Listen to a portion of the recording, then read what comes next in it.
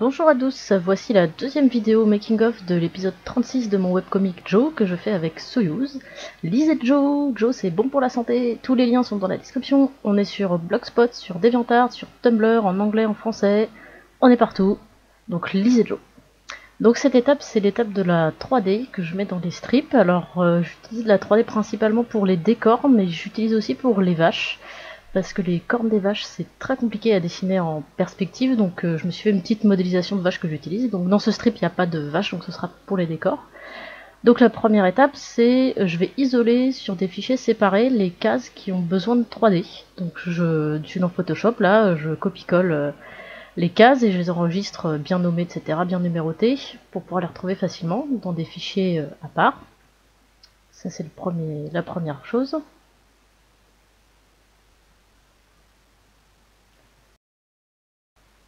Ensuite, je vais dans Maya. Donc moi j'utilise Maya parce que c'est le logiciel que j'ai appris à l'école et que je connais bien, mais je connais beaucoup d'artistes qui utilisent plutôt Google SketchUp, qui a plusieurs avantages. Déjà, je crois que c'est gratuit. Et surtout, il y a une énorme banque de modélisation. En gros, il n'y a pas besoin de modéliser quoi que ce soit, il suffit de chercher sur Google et on trouve des modés. Donc c'est pas mal. Moi j'utilise Maya parce que, bon voilà, c'est comme ça. Donc ce que je fais, c'est que je crée une caméra par case. Je projette ce qu'on appelle une image plane. Vous voyez, on voit la case, la projection de la case et je peux bouger la caméra. Donc comme ça, je bouge ma caméra jusqu'à obtenir mon petit cadrage. Je fais un screenshot, un copier-coller et c'est dans le strip. Voilà.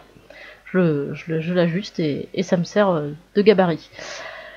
Donc la question, c'est pourquoi je fais ça?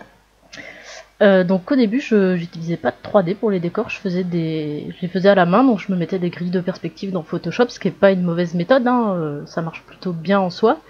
Seulement le souci que ça me posait, c'est que je suis pas très à l'aise en décor, c'est pas ce que je fais de mieux, donc en fait je me posais tout le temps plein de questions, j'étais très pas sûre de moi, j'étais mais est-ce que mon lit il a la bonne taille, et la porte par rapport au personnage, est-ce que c'est possible et machin.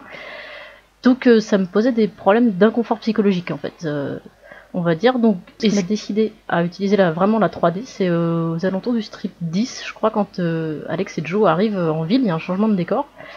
Et donc là, quand j'ai vu la ville, dans les scénarios qu'il y avait une ville, je me suis dit non c'est pas possible, il faut que je fasse des modélisations, je vais pas m'en sortir sinon. Donc voilà, j'ai pris un petit peu de temps pour faire des petites modées, mais vous voyez c'est très rudimentaire quoi, c'est vraiment à base de cubes, il n'y a rien de très compliqué, j'ai pas passé une semaine à tout modéliser. Ça s'est aussi enrichi au fur et à mesure des strips, en fonction de ce dont j'avais besoin, je passais un petit peu de temps, voilà, au fur et à mesure ça s'est construit.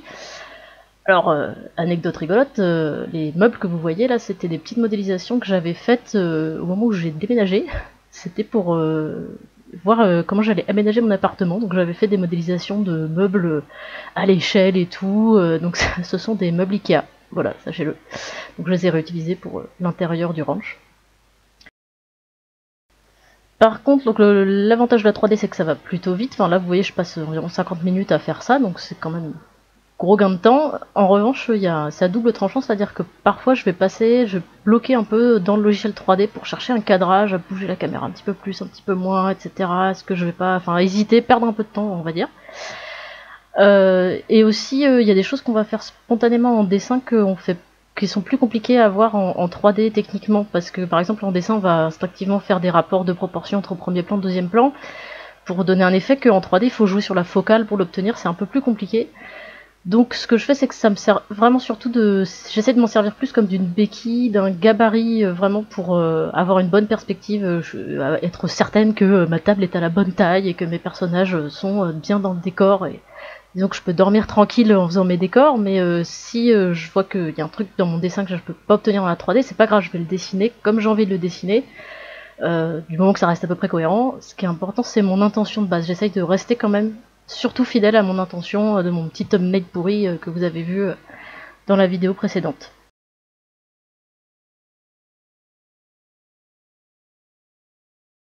Voilà, une fois que j'ai fait mes petits screenshots, que j'ai tous mes petits décors, je vais pouvoir passer à l'étape suivante, qui est l'étape, le gros morceau, le crayonné des personnages, que vous verrez donc dans la prochaine vidéo.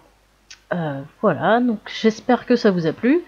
N'hésitez pas à me laisser des commentaires, à me poser des questions, à me dire, faire part de toutes vos remarques. Je suis là pour les entendre et y répondre.